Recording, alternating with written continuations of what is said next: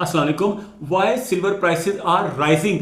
चांदी की कीमतों में इजाफा क्यों होता जा रहा है? इस साल आपको पता होगा चांदी तकरीबन 3 गुना महंगी हो गई है। एक ही साल में सोना तकरीबन डबल हुआ है और चांदी 3 गुना हुई है।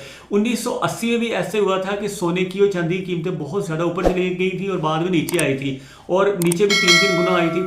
अब इस वक्त क्या सिचुएशन चल रही है? आज है जी 26 दिसंबर 2025, जुमे का दिन है। जुमा गुजर गया है। जुमा पढ़ने के बाद मैंने कहा चले एक वीडियो बनाऊं इस टॉपिक के ऊपर कि चांदी जो है, चांदी के रेट्स क्यों बढ़ते जा रहे हैं। इसके ऊपर मैंने रिसर्च की, 2-3 घंटे मैंने रिसर्च की और इस वक्त जो मार्केट चल रही है ना, $75 पर ट्राई आउंस से गिर के $74.6 पर ट्राई आउंस के ऊपर इस वक्त मार्केट खड़ी है, जो कि स्पॉट मार्केट है। आपको ये भी पता होगा कल क्रिसमस गुजरा है, पूरे यूरोप और अमेरिका में छुट्टी थी, मार्केटें बंद थी। ऑस्ट्रेलिया में भी, न्यूजीलैंड में भी, अमेरिका में, कनाडा में, यूके में, फ्रांस में, हर जगह पे लोग सेलिब्रेट कर रहे थे। और आज जब मार्केट खुली है, मार्केट खुलने के बाद होना तो चाहिए था कि मार्केट नीचे खुलती, लेकिन नीचे खुलने की बजाय मार्केट ऊपर गई। $75 पर ट्राई आउंस। हिस्ट्री में इतना ज़्यादा रेट नहीं हुआ चांदी का जितना आज के दिन हो रहा है, तो हिस्टोरिकल डे है। फिर मार्केट थोड़ी सी नीचे आई है, यानी $0.4 पर ट्राई आउंस नीचे आई है। अगर आप इसको 2.666 से डिवाइड करेंगे और मल्टीप्लाई करेंगे, आज के डॉलर के रेट पे 7,900 रुपए का एक तोला निकलता है। लेकिन आपको पता होगा कि पाकिस्तान के अंदर और इंडिया के अंदर खास तौर पे जहां पे ये चांदी का ज्यादा इस्तेमाल है, यहां पे क्या हो रहा है कि ब्लैक के अंदर चांदी मिल रही है। और ब्लैक भी 1,000-2,000 नहीं, 2-2, 3-3 हज़ार रुपया ब्लैक, यानी 7,900 अगर असल रेट है तो लोग हो सकता है 10,000 का या 11,000 रुपए का आपको एक तोला दे रहे हो। मैं हर दफा आपको कहता हूं कि जब भी आपने चीज खरीदनी है, कोई भी चीज खरीदनी है जिंदगी में, ये याद रखिएगा, as a teacher, as a बड़ा भाई मैं आपको कहता हूं कभी भी ब्लैक में कोई भी चीज़ ना खरीदें, चाहे कोई भी चीज़ हो। अब जब बकरा ईद आती है तो आपने देखा होगा बकरे बहुत महंगे रेटों पे बेच रहे होते हैं। सब्जियां इधर पाकिस्तान में हर चीज़ महंगे रेटों पे बेच रहे होते हैं, तो इसलिए आप ब्लैक मार्केटिंग करने वालों को इनकरेज ना किया करें। उससे कहेंगे यार आज जो स्पॉट मार्केट का रेट है उसी हिसाब से जो रेट बन रहा है वो आप लें, ठीक है ना, उससे ज़्यादा आप ना पे किया करें। एक चीज़, एक महीना पहले जो चांदी का रेट था वो था 5500 रुपया पर तोला, और अगर आप 9 महीने पीछे चले जाए तो 3100 यानी 3100 रुपए का आज से 9 महीने पहले मार्च 2025 के अंदर रेट था। और अगर आप जनवरी 2025 में जाएं तो 29.5 पर ट्राई आउंस के ऊपर आज से तकरीबन 11 महीने पहले चांदी का रेट था $29.5 पर ट्राई आउंस, यानी पाकिस्तान में तकरीबन 3,000 से भी नीचे था एक तोला, ठीक है ना। और आज कितना है जी? आज तकरीबन 8,000 रुपए का तोला रेट है और मार्केट में हो सकता है 10,000 या 11,000 रुपए का आपको तोला मिल रहा हो। तो अब आप आ जाए जी, रीजंस क्या हैं? Why silver prices are rising, what are the real reasons behind it? कौन सी चीजें इसके पीछे हैं? 10 रीजंस मैं आपको इस वीडियो के अंदर बताऊंगा। 10 की 10 आपने लिख लेनी है, आपको पता चले कि चांदी की कीमतें क्यों बढ़ रही हैं। अक्सर आप सुनते होंगे ना चांदी की वहाँ पे इस्तेमाल है, वहाँ पे रिक्वायरमेंट है। तो क्या रिक्वायरमेंट है, क्या इस्तेमाल है, कहाँ पे यूजेज है? सबसे पहले है सोलर पैनल्स। आपको पता होगा पूरी दुनिया के अंदर एनर्जी का एक क्राइसिस है, बिजली की ज़रूरत है हर कंट्री को।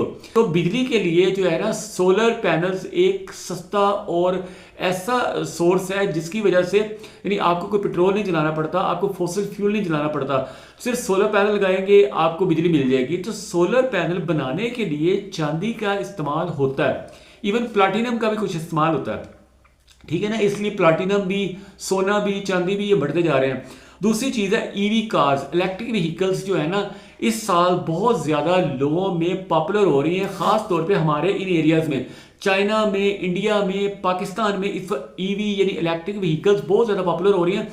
चूँकि जो गवर्नमेंट्स हैं ना, अब गवर्नमेंट्स इसके बाद सब्सिडी दे रही हैं, तो सब्सिडी देने का फ़ायदा भी है आवाम को कि आवाम को सस्ती चीज़ मिलेगी। और दूसरा फ़ायदा ये है कि ईवी की वजह से जो फॉसिल फ्यूल है यानी पेट्रोल है, डीजल है, उसके जलने में भी कमी आएगी और इंपोर्ट का बिल भी कम आएगा। और इलेक्ट्रिक व्हीकल्स के अंदर भी चांदी यूज़ होती है।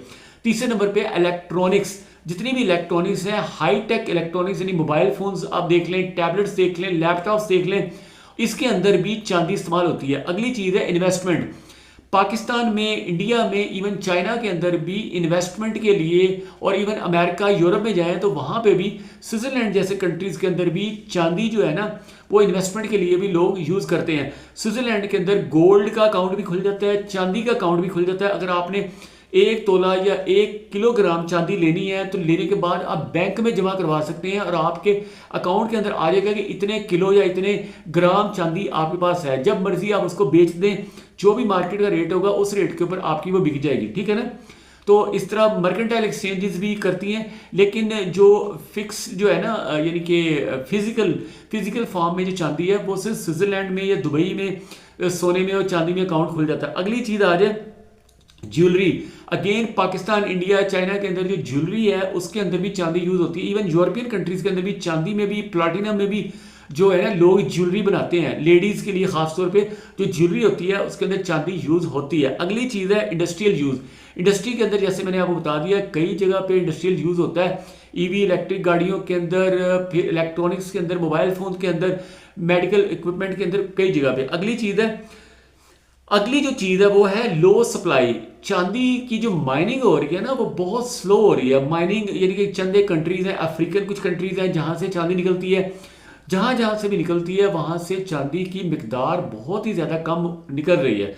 हालांकि रिक्वायरमेंट ज़्यादा है, चाइना वाले भी बहुत ज़्यादा डिमांड कर रहे हैं, यूरोप की कई कंट्रीज डिमांड कर रहे हैं, इंडिया की कई फैक्ट्रीज हैं और ज्वेलरी है जहाँ पे डिमांड है चांदी की, लेकिन चांदी की डिमांड पूरी नहीं हो रही। इसलिए डिमांड और सप्लाई का जो फ़र्क है ना उसकी वजह से प्राइसेस बढ़ती जा रही है, क्योंकि एक ही चीज़ को लेने वाले 10 होते हैं, चीज़ एक होती है, लेने वाले 10 होते हैं, तो इस वजह से प्राइसेस बढ़ रही हैं।